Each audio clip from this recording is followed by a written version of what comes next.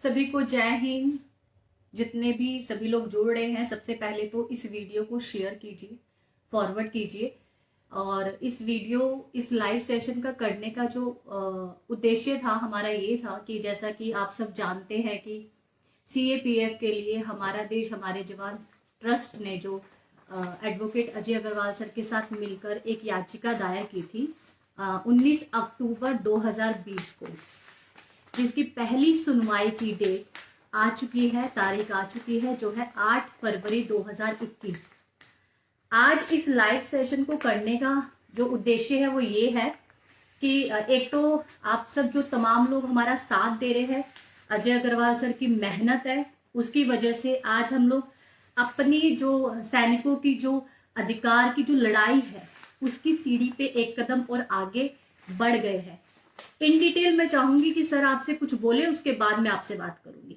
तो सर देखिए, अब जो सुनवाई इसकी होनी है सुप्रीम कोर्ट में वो 8 तारीख को लगी है। कोर्ट नंबर 8 में आइटम 4 है जी। और ये एक प्रिलिमिनरी सुनवाई है, पहली सुनवाई है।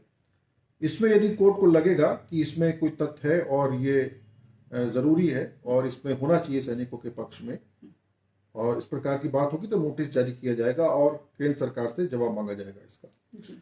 इसमें विशेष रूप से मेरे को ये कहना है कि हो सकता है इसमें जी। कि माननीय उच्चतम न्यायालय ये कहे कि इसमें कितने लोग हैं जो कि 2004 के बाद में जिनकी संख्या पूरी बताई जाए, वो संख्या भी हम कल तक हमारे पास आ जाएगी। और साथ ही साथ वो सभी लोगों की सहमति भी हो सकता है, चाहे कि भाई सभी लोग इस बात के लिए सहमत हैं कि नई जो पेंशन स्कीम है उनको नहीं चाहिए और पुनः ही पेंशन स्कीम चाहिए जी।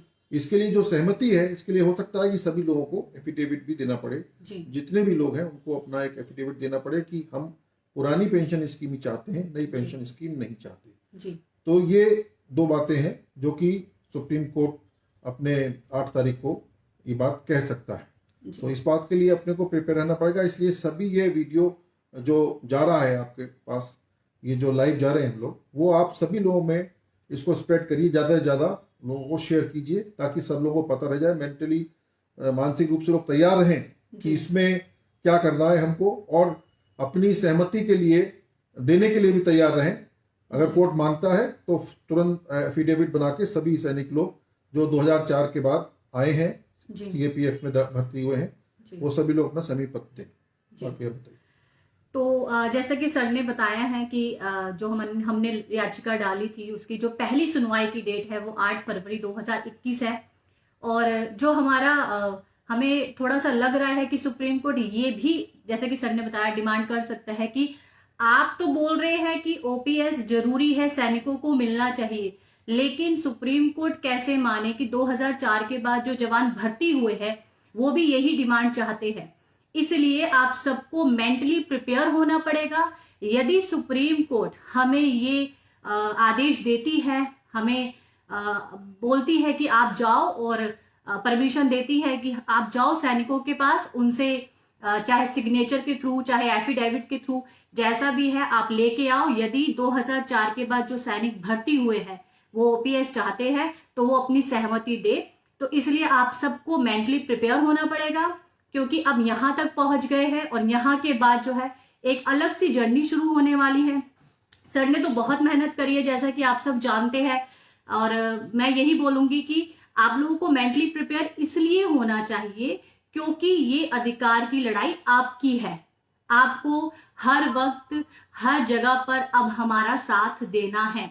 और मैं यही बोलूंगी कि बार बार बोलती हूं कि हमारा साथ सोशल मीडिया पे जो एक शोर है इस मुद्दे को लेके कि CAPF के सैनिकों को पुरानी पेंशन जो है बहाल की जाए, उन्हें वापस से दी जाए, क्योंकि जैसा कि हमारा मानना ये है कि ये आपका कोई नया अधिकार नहीं है, हम कोई नई डिमांड नहीं कर रहे हैं, हम पुराने अधिकार को, पुराने हक को वापस चाहते हैं। लेकिन मैं देखती हूँ, आज मैं लाइव में बोलूंगी, इसलिए बोल रही हूँ क्योंकि हम धीरे धीरे आगे तो बढ़ रहे हैं, लेकिन बहुत सारे लोग हैं जो थक के बैठ जाते हैं, थम जाते हैं, हमारा साथ नहीं देते हैं। उन सबसे मेरी रिक्वेस्ट है कि इसी लाइव के ऊपर सर का WhatsApp नंबर है, आप सर से जुड़ सकते हैं, ट्विटर लिंक है, वहां पर अपना सपोर्ट दीजिए, क्योंकि कोई भी चीज जब ट्रेडिंग में आती है तो उसकी तरफ काफी लोगों का ध्यान जो है केंद्रित होता है। आप सबको समझना चाहिए कि आज सोशल मीडिया की ताकत क्या है। इसलिए नहीं हम बोलते कि आप हमें आगे बढ़ाए, क्योंकि ये हमारी लड़ाई नहीं है, ये आप सैनिकों की लड़ाई है। और जो सिविलियन साथ देते हैं उनको भी समझना चाहिए कि चेहरा भला कोई भी हो, ट्रस्ट भला कोई भी हो, लेकिन ये अधिकार सैनिकों का है जो हमारे लिए दिन रात खड़े हैं, त्याग दे रहे हैं, बलिदान दे रहे हैं, ड्यूटीज कर रहे हैं। तो आप सबको कुछ चीजें ध्यान में रखनी चाहिए। मैं रिटायरी जो संगठन चला रहे हैं, एक्स पैरामिलिट्री जो भी लोग हैं, वो संगठन जो चला रहे हैं, उनसे भी मैं इसी वीडियो के माध्यम से एक अपील करना चाहती हूँ कि आप सभी लोग अब साथ दीजिए, क्योंकि धीरे धीरे जो हम लोग हैं आगे बढ़ते जा रहे हैं, लेकिन आपका साथ रहना, आपका एक साथ जुट के हमारे साथ चलना इन सैनिकों को, इन बेटों को आप उनका अधिकार दिलाएगा। बस मैं इतना ही बोलूंगी, इससे ज्यादा नहीं बोलूंगी।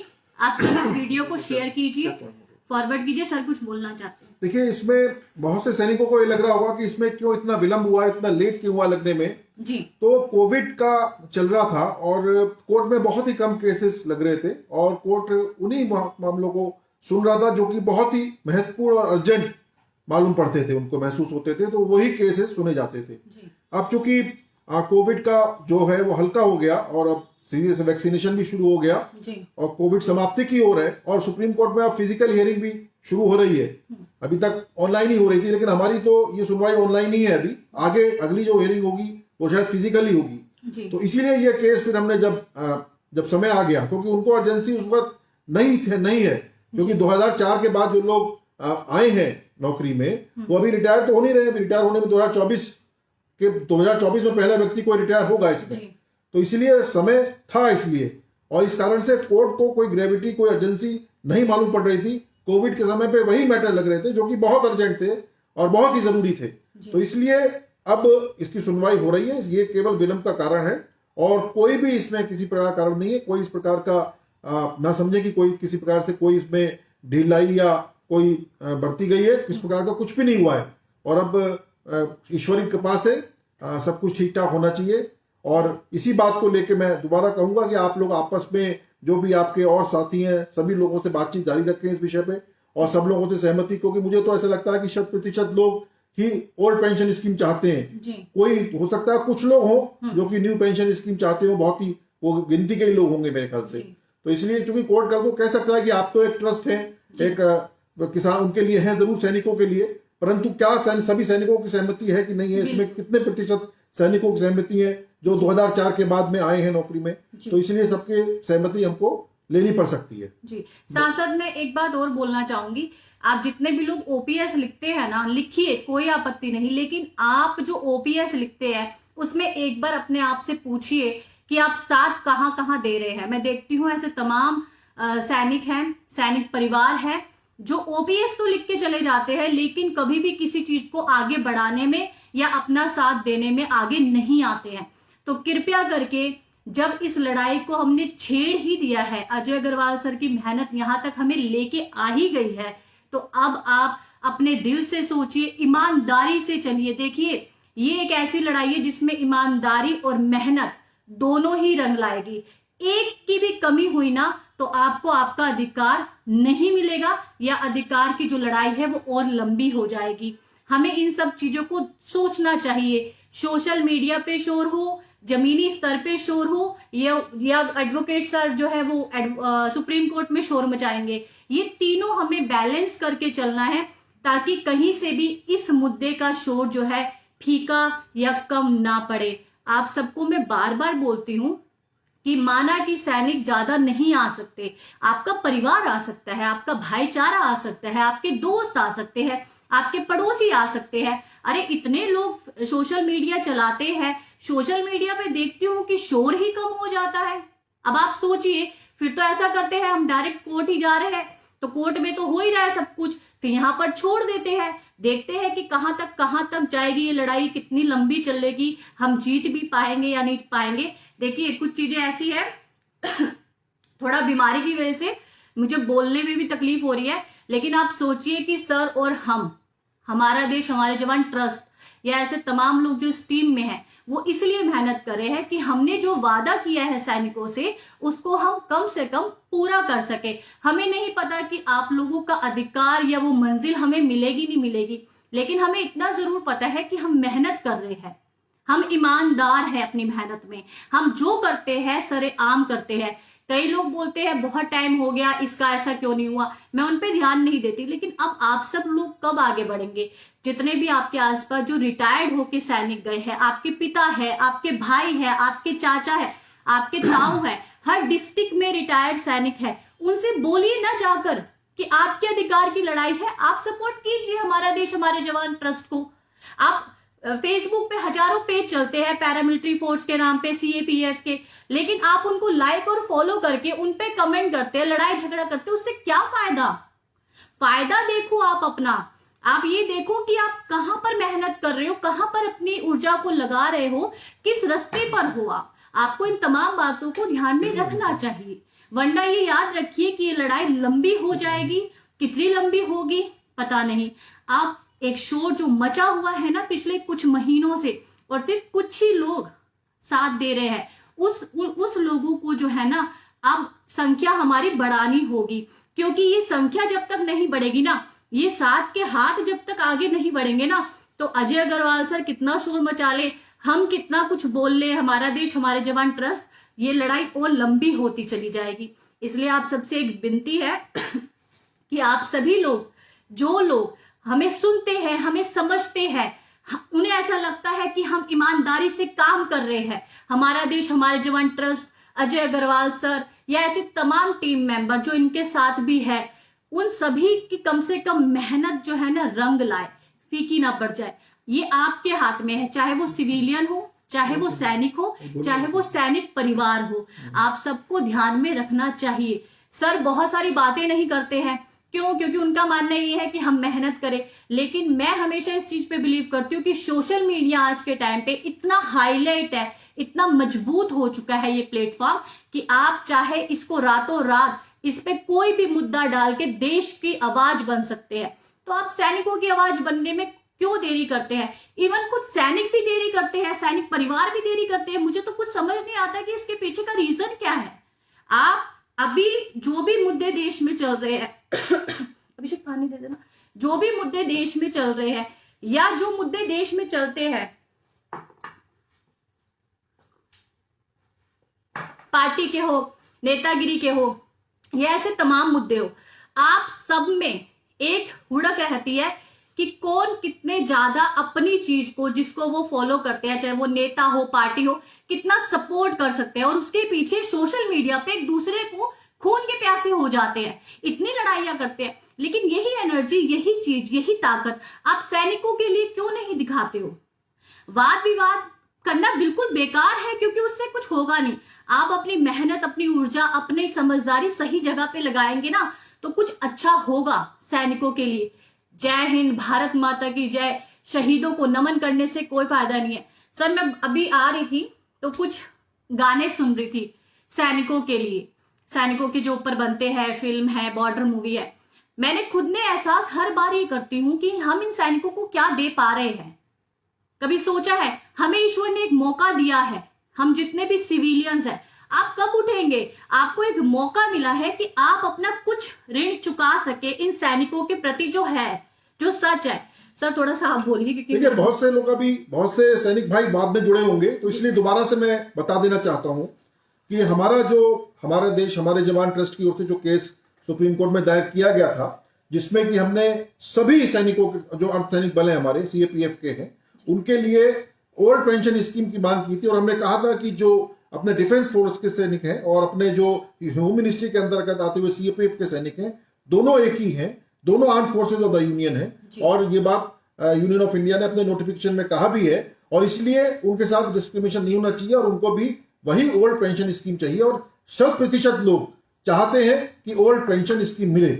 ये बात हमने सुप्रीम कोर्ट के सामने रखी थी।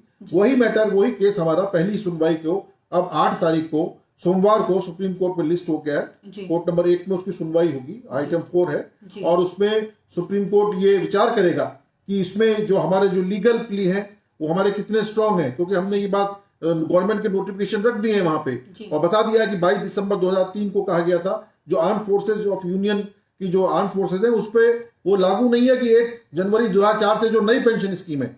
और फिर बाद में 6 अगस्त 2004 को एक क्लैरिफिकेशन आया था यूनियन ऑफ इंडिया का, एक नोटिफिकेशन, जिसमें यह कहा गया था कि आर्म फोर्सेस ऑफ यूनियन में होम मिनिस्टर के अंदर आने वाली सारे जो अर्धसैनिक बल है वो भी arm forces of the union है। तो इसलिए कोई डिस्क्रिमिनेशन का सवाल ही नहीं होना चाहिए। और इस कारण से और जो भी कार्य भी सारे जो हैं, चाहे वो सीआरपीएफ हो, बीएसएफ हो, सीआईएसएफ हो, आईटीबीपी हो, जो भी एसएसबी, जितने भी आपकी एनएसजी है, जितने भी जो भी अर्धसैनिक बल है, वो भी कार्य में भी किसी प्रकार से भी जो हमारे डिफेंस के सैनिक भाई हैं उनसे किसी प्रकार से कम कार्य नहीं करते हैं। तो पूरी जिम्मेदारी है उनकी। इसलिए उनको, क्योंकि अगर ओल्ड पेंशन स्कीम उनको मिल रही है तो इनको भी मिलनी चाहिए और बहुत वाजिब सी बात है।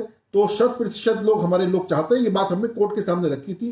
कोर्ट ये बात पूछ सकता है कि 100% लोग चाहते हैं जो 2004 के बाद, मगर वो उनका वर्जन कहाँ है, उनकी सहमति कहाँ है, तो वो हमको एफिडेविट के माध्यम से शायद देनी पड़ सकती है कोर्ट में। वो हम फिर अगर जरूरत पड़ेगी तो आपके सामने हम आपको बात रखेंगे। इसीलिए ये बात सब जगह शेयर करिए, पूरे जितने भी अपने 2004 के बाद जितने भी रिक्रूट हुए हैं, बल्कि सभी को शेयर करिए, ताकि किसी के भाई, किसी की बेटा, किसी के कोई ना कोई जरूर 2004 के बाद भर्ती हुआ होगा, सबकी जानकारी में विषय आ जाए। और इसलिए मानसिक रूप से तैयार रहें एक एफिडेविट देने के लिए सुप्रीम कोर्ट में। और यदि कोई इसमें ये भी ऐसा भी कोई सैनिक है जो कि नई पेंशन स्कीम चाहता है, वोट के लिए नहीं चाहता, वो भी अपने बात लिख के दे सकता है कि हमें नई पेंशन स्कीम चाहिए।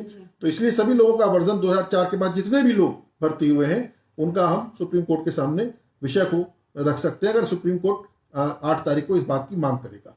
ये आपसे कहना है। बाकी ईश्वर से कामना करिए कि सुप्रीम कोर्ट आपके पक्ष में सब बात करे और आपके लिए, आपके हित में फैसला हो। ये ईश्वर से कामना कीजिए। बहुत बहुत धन्यवाद। बिल्कुल बिल्कुल, सर ने सही बोला कि हमें ईश्वर से कामना करनी चाहिए, पर ईश्वर भी, याद रखिए, ईश्वर भी उसी का साथ देता है जो पहले खुद के लिए लड़ता है। याद रखिए, ये कोई बात नहीं है, ये ग्रंथों में लिखी बात है कि ईश्वर तभी आपकी मेहनत करता है जब आप अपने लिए आगे बढ़ते हैं। आप सबको अपने लिए आगे बढ़ना है, तभी ईश्वर हमारा साथ देगा। बस इतना सा ही कहना था। आप सभी लोग सोचिए आपको करना क्या है। हम लोग तो चल रहे हैं, और बस दुआ और साथ अपना बनाए रखिए। जय हिंद, जय भारत।